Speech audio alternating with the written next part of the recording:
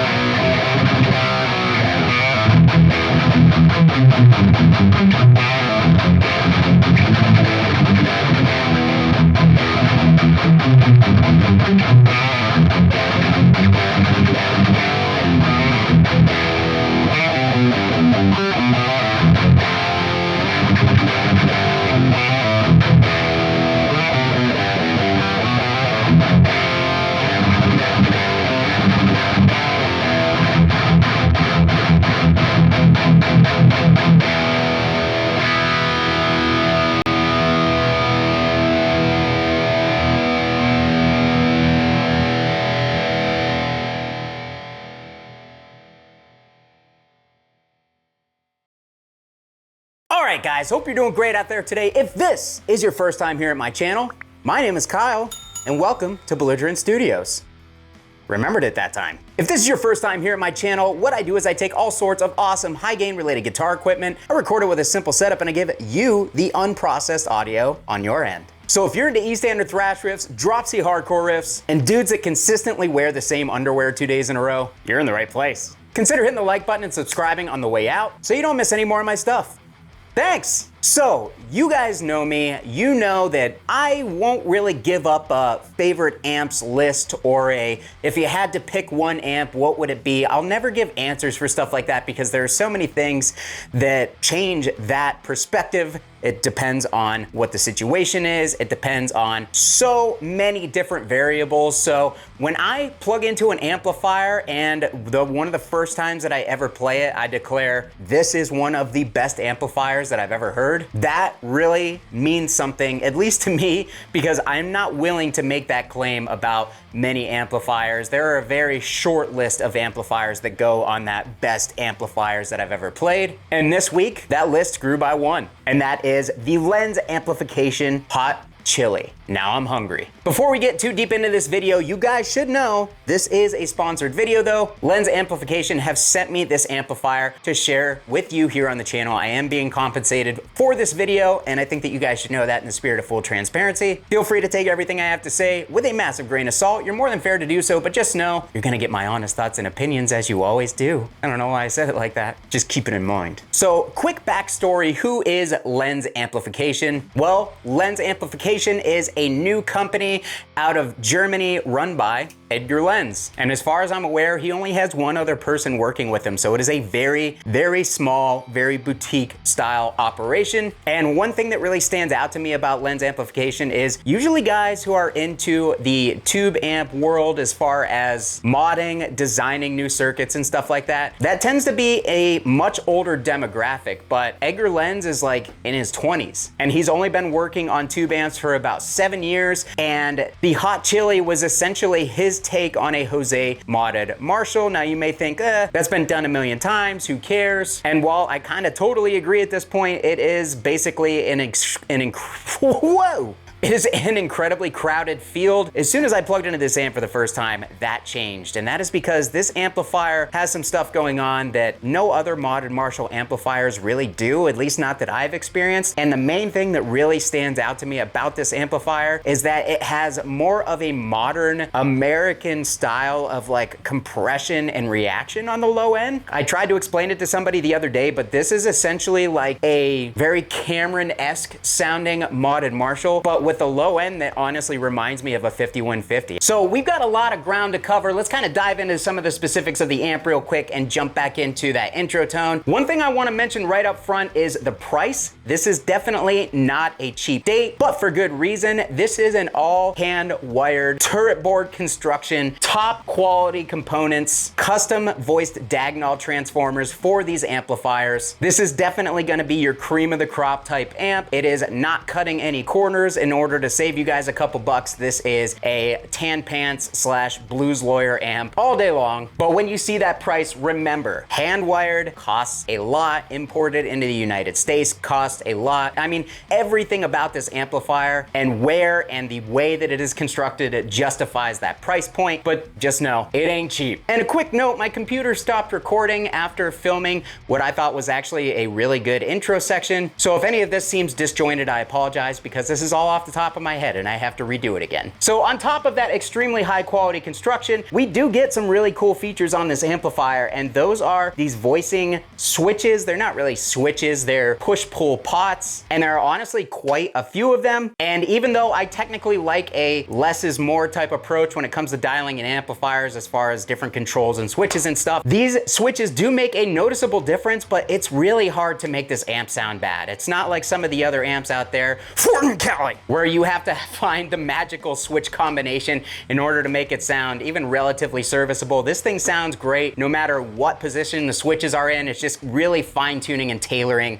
the feel and the overall voicing to what it is that you're trying to achieve. So we've got a push-pull here for the attack of the amplifier, push-pull for the bass to shift the bass frequencies, smooth on the treble, voicing overall on the volume, which is subtle, but it is there, and then a pull boost on the spice, which is also the gain. Hot chili, spicy. My butthole's on fire just thinking about it. So knowing this, we're gonna revisit that intro tone that you guys heard, which was 100% just the amplifier. I had no external pedals on going into the front of this amp. That tone that you heard was straight out of the amp, and you do not need a boost to make this thing sound tight and modern and defined and saturated. Like, it does it all on its own. It's extremely impressive.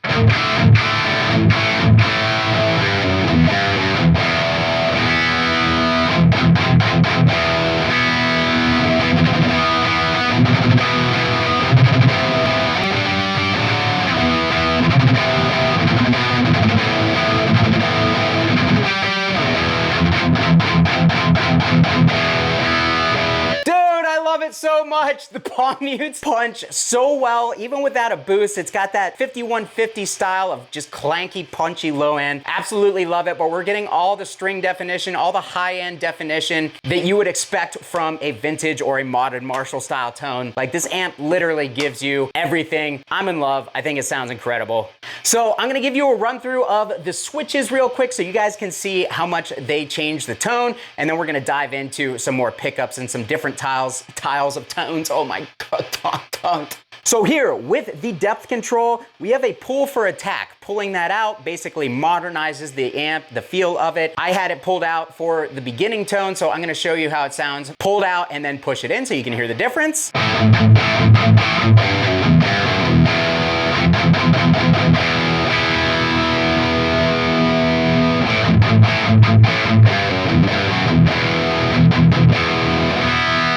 So pushing it in makes the low end feel a tad bit saggier and a little bit bigger as well. Moving over to the bass control, pulling this out shifts the mids up, which is where I had it for that intro tone. So I'm gonna play it pulled out, and then I'm gonna push it in. And then I'm gonna pull it out, and then I'm gonna push it in. And then I'm gonna pull it out, and then I'm gonna push it in.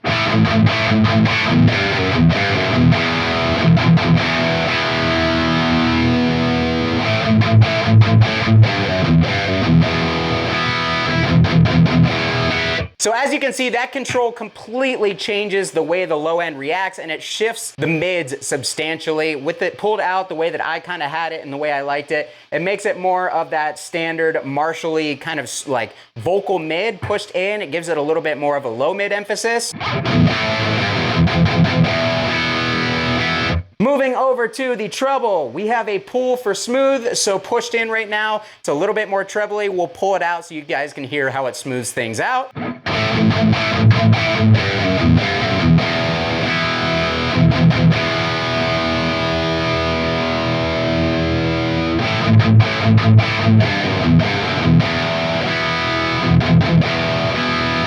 So it just kind of takes off a little bit of some of those harsher frequencies in the top end. Moving over to the volume, we've got a voicing switch, and we had it pushed in for that intro tone, so I will pull it out. Don't take that out of context.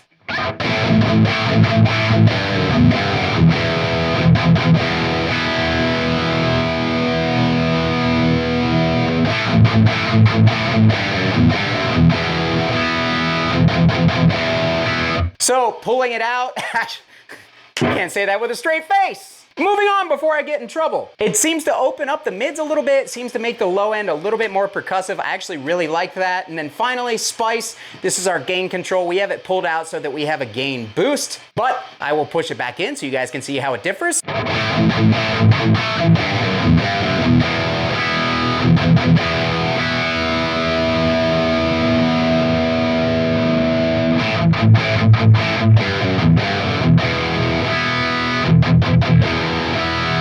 So as you can see, with it pushed in, it kind of gives me more of that traditional like 2203 style feel, where it's a little bit chunky when you push the gain. Even though we've got it pulled back a little bit, it's still gonna have way more gain on tap than a 2203, even than in this low gain setting. But yeah, that is all of the controls. As you guys can see, it makes a very appreciable difference switching them up, but it's more so generally a feel thing than it is a tone thing, I've noticed. But if you're really sensitive to how the amp reacts to your right hand, as I am, that's incredibly important. If you're left-handed though, go ahead and drive into the closest brick wall. I hate you. So with that being said, we are going to now move into the dad rock or the racist uncle portion of the video. This thing can cop vintage Marshall style tones all day and sound amazing, but you don't have to take my word for it. You can hear it.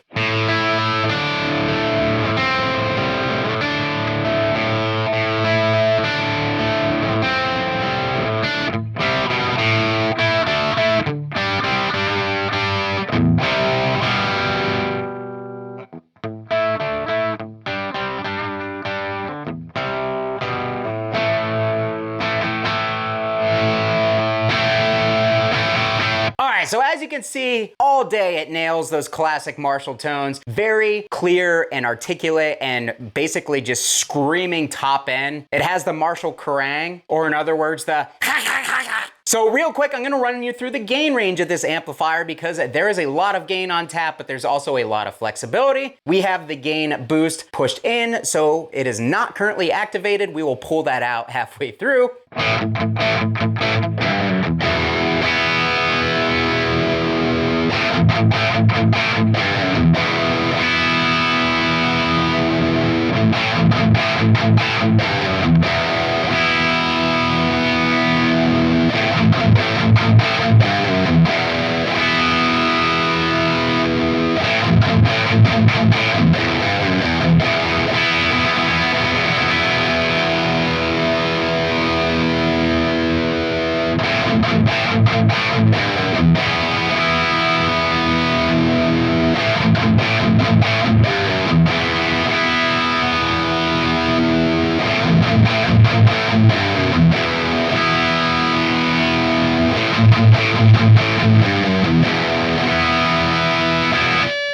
She's noisy, but as you can tell, more than enough gain on tap. We are using my Heritage H150 with the Seymour Duncan Antiquity in the bridge, so it's a very low output PAF style pickup. So again, with no pedals in the signal, I'm gonna get a high gain, tight thrash metal tone out of this amplifier using just the amplifier.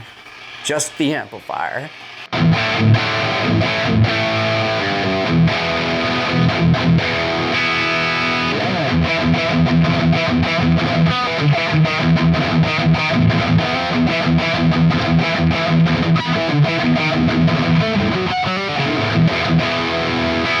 So as you can hear, very tight, very saturated. We've still got room to go on all the controls. I'm gonna go ahead and pull the gain back. Real quick, I want to show you how this thing sounds with a boost in front of it because it does react really well to boosts. So we have engaged the Boss SD1 in front of the amplifier. It is dialed in, as you see here.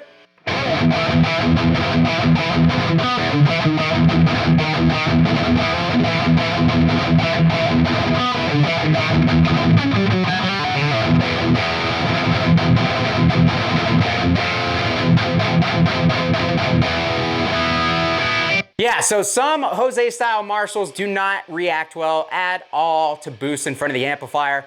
Not the case here. You're gonna be able to use, I've already tested it with a ton of different overdrives. They all work really well with the amplifier. Huge fan, dude. This is one of the most fun videos I've filmed probably ever because this thing just sounds so good. So let's try a couple guitars with active pickups, with some hotter pickups. I'm gonna start with a Duncan Black Winter and then I'm gonna move over to active so you guys can hear how it sounds with those pickups.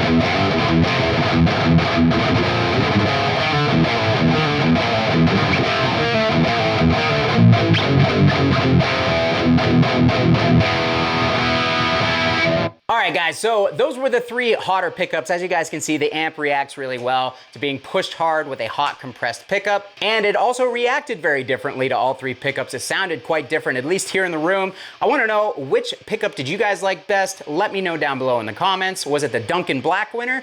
Was it the EMG 81? Or was it the Fishman Modern Fluence Ceramic? All three had their pros and cons in my opinion, but I wanna hear from you guys down below. And while you're typing that response, I'm gonna grab a drop C guitar.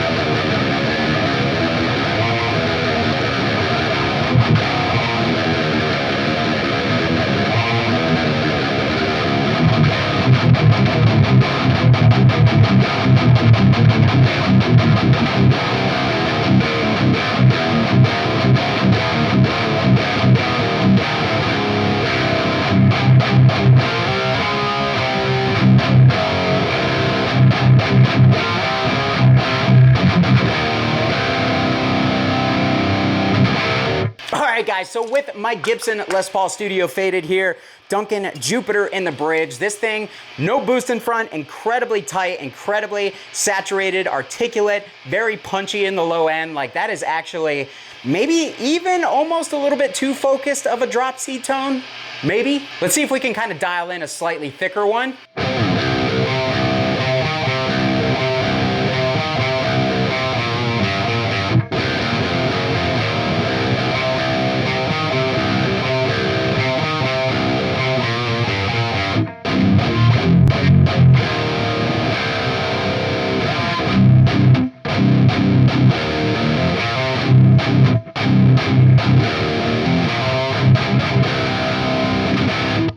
All right, guys, so even with a tight, bright, dry pickup like the Duncan Jupiter, we can still get a fat, thick, and just really lush sounding drop C tone.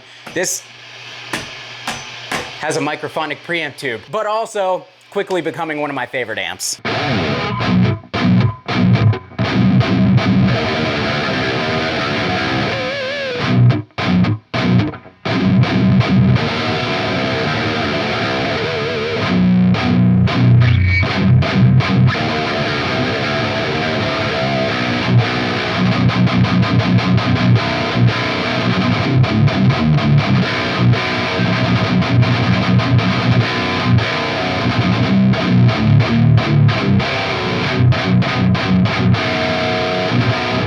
Dude, how is it possible for a baritone and drop B to sound that tight, articulate, without a boost in front? I typically don't even like modern Marshall style amplifiers for lower tunings, and I love that. That sounds so good.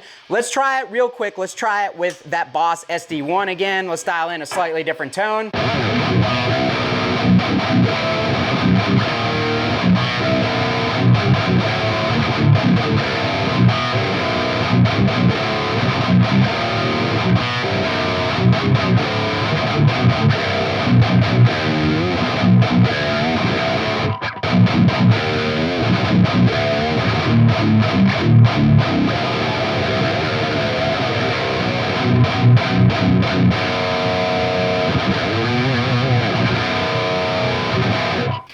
guys, that is gonna do it for me today on the Lens Amplification Hot Chili. I am in love with this amplifier. I literally cannot wait to get one of my very own in my collection. Ultimately, I wanna let you guys know what you think. Nope, that's not how that works. I want you guys to let me know what you think of this amplifier. Are you understanding why I'm gushing uncontrollably about this amp and need a Kleenex or two as soon as I'm done with this video? Or are you not hearing the magic? Whatever it is, does this amp interest you? Is it something that you want to play through and check out yourself? Let me know down below in the comments and I'll be sure to meet you guys down there to chat about it. Thanks again to Eddie for sponsoring this video, sending this amplifier out so that I could make this video. This was a lot of fun. If you guys had fun, I would love it if you hit the like button, subscribe if you're not already subscribed, and I'm gonna get out of here. Thanks so much for watching, guys. Kyle here again. We'll see you next time.